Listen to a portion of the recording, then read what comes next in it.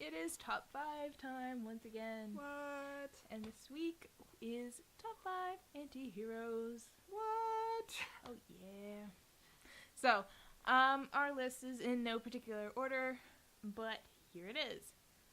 So, first on our list is Rorschach. Yay, Rorschach from Alan Moore's Watchmen. Now, Rorschach is kind of a play on Batman, I would say. You know, the whole, like, shadowy, not really a hero. He's an anti-hero. He basically walks around in his trench coat and fedora and his really weird, creepy, like, Rorschach mask. And he is so dedicated to the truth. He will do anything to protect the truth. Like, anything. Like, the main plot in this, like, this story is this guy is trying to basically create world peace by killing a lot of people. And when Rorschach figures out what's going on, he keeps this journal and he writes it in. And so before they go off to actually face Ozymandias, I don't remember his name, he puts the journal in a mail slot so that it'll go to a post, like a newspaper. And so all of this horrible stuff happens, but now the world is kind of finally coming together because it's not going to be another Cold War because now we have to fight the alien menace from another dimension instead of fighting one another. Except Rorschach has totally sabotaged everything. And he is, like, violent. He's not exactly, like, a pleasant person. You love him anyways, but... All the other characters don't like him. Like, the only character who really likes him is the guy who was his partner. Like, the, owl guy. Night Owl. Thank you. It's been a long time since I read it. And he's just like, yeah, Rorschach's alright, you know, once you get past the weird way he talks. And just, like... his obsessions. Yeah, no. But... he is just so much fun, and you really love him. And he's surprisingly complex. Mm-hmm. He's got a good backstory, yeah. And he's one of those guys you don't want to get stuck in prison with. You're not stuck in here with... I'm not stuck in here with you. You're all stuck in here with me. Whoa! One of the best lines ever. And I want to use that in a board meeting one day. Alright. Done. Mark my words. If I ever run another panel. Next on our list is a book that we reviewed in the summer, and that is Cal from the Iron Trial. Yes. And you don't know he's the anti-hero until you really kind of start to think about it, and you look at all the symbology that they're kind of throwing at you, where Cal is dark, he's kind of gimpy, he's best friends with Captain America. Like, which is what I'm calling his best friend. Aaron. Aaron, who's blonde and perfect. Captain America-y. Captain America-y. And, yeah, so, I mean, like, you just, like, look at everything, and he hasn't actually done anything that's really dark, but, you know, he's got that, like, when you compare him to Aaron, he is the anti-hero. He's got that darkness in him, and it's how he's going to use that darkness, which is going to, like, either... claim him as the anti-hero or claim him as a villain. It's a very fine line that he's going to end up walking. And I'm so excited to find it. Me too. Turns out. So excited. Summer. So excited. Okay. Number 3 is Lena from the Young Elites. Oh my goodness, that book. That book wrecked me. Like, I mean, I don't think I was as, like, traumatized as you were when, like, that one specific scene. But nothing good happens to her. Like, everything goes wrong. Like, she's just this broken human being. They just keep chipping away at her. Just keep breaking her. There's nothing just left. Come on. So by the end of this book, she's crazy. She's basically the villain. She hasn't, like, taken that final little step, but she is pretty much just standing looking at the border like, okay, guys, anyone give me a push? Anyone? I'll just jump myself. No problem. See you later. But holy crap, was this girl dark. And just, you kind of feel that in the coming books, she's just, the stuff that she's going to be willing to do to get her way is going to be dark. Like, black hole. I want to see her go after Raphael. Oh, I know she's going to do it. I know she's going to do it because, you know, she's going to blame him for everything. The one light in this entire dark tunnel. Yeah, because, you know, the daggers are going to, like, rally around him because that's the type of person he is. He is the Captain America of this book. how he's just become a stand-in for truth, justice, and somebody's way. And so, yeah, it's just... That can only go wrong. Only go wrong. She was scary. Only She go was like wrong. the scariest anti-hero on this list. She's so crazy. Like, so her ability is with illusion, and she can't really control all of it. And so the people she kills, she can constantly see them. Like, she sees her father, and she sees her dead boyfriend, who she doesn't even know if he actually liked her or not, because, you know, he might have just been using her, because that's the type of book this is. But they're like wraiths that she sees all the time. Just there. Not Driving her crazy. Talking to her.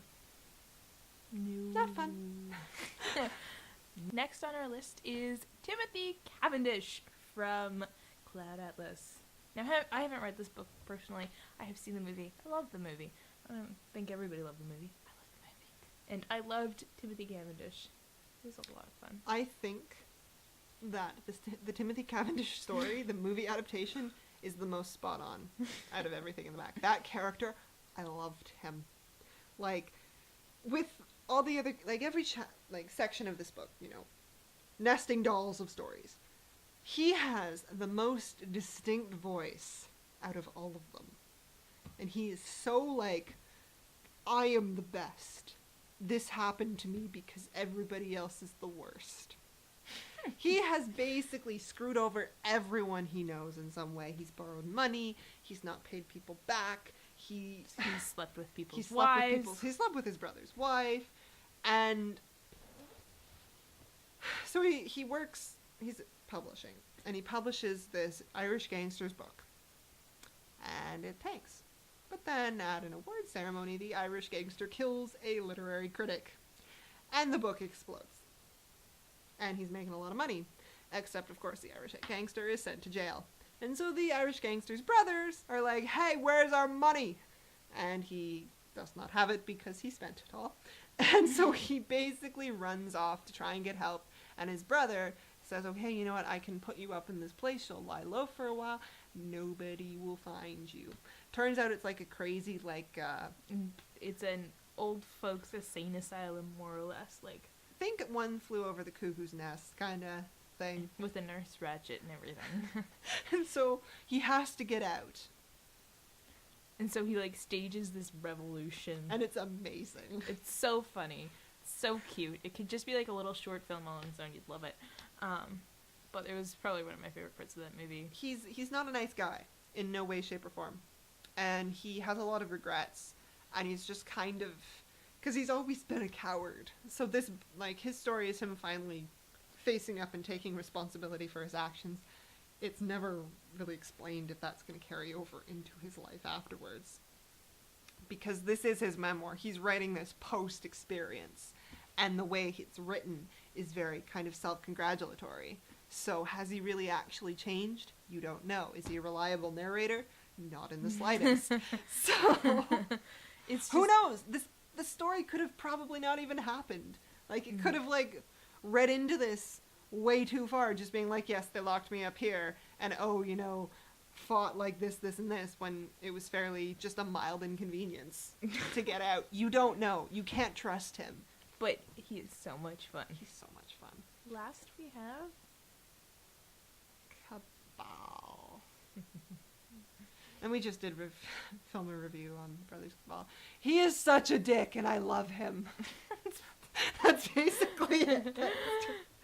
Like, she's one of the lines in the book was like, he's getting introduced by his brother to some people he's never met before, and he tries very hard to come off as a dick, but they've kind of been warned what he's like, and he fails to make a bad impression, and it kind of pisses him off because he just enjoys making horrible first impressions. One of my favorite lines from the Brothers Cabal is, at the end of the world, Johannes Cabal was having a hissy fit. Like, I don't know if it's kind of like an enjoyability thing that he can say the things that you really want to say, but you never say because you're not that mean of a person. And he's just... He tries really hard to be a bad person. He's like an onion. And you gotta peel back the layers. And, like, you can't make excuses for him. Some of the stuff he does is absolutely awful, especially in the first book. But it's crazy how fiction can make you relate to people that you wouldn't want to relate to in real life. Like Adelina or Johannes Cabal. He's just so broken and put back together in such like a bad way that you kind of love him. There's ain't no coming back from that. I guess that's why the anti-hero is so interesting, because they always draw out that aspect of that you kind of relate to, like that personality thing that you kind of wish you didn't have, and that kind of doesn't make you perfect. Well, I guess it's also because it's really hard to relate to a hero, because real life is never that easy. Like, you can't be that good. Decisions you're going to make are going to hurt people, and a real person would really, really, really suffer from them. Unlike, like, look at the Lord of the Rings. The Fellowship goes off to, like, do the Fellowship thing, and it's very bottled. Like, what they're doing is going to affect the entire world, but you never see them undergoing the strain of the entire world. Like, Frodo, all of his crazy trauma is because of the ring itself, but he's never really pressured from everyone in Rohan. Yeah, he doesn't feel like, oh my god, everybody's depending on me, I have to do this. It's more like, oh, I just gotta get this ring to Mordor. Yeah. When with, like, an anti-hero, they have their own they deal with their own personal wants and needs. They don't just sacrifice everything for the greater good. They're not Superman. They're trying to, and it's that balancing, I guess, of yourself versus the world that makes them so fascinating. What's it gonna get me? So it has been a rather easy list this week that, like, never happens. No, it doesn't. I think it's because we like a lot of books with anti-heroes. I think so. I didn't think we did, but we do. Well, given the dark fantasy kick we've been on for the last 4 months, I'm not really surprised. Okay, so that was our list this week. Bye, guys.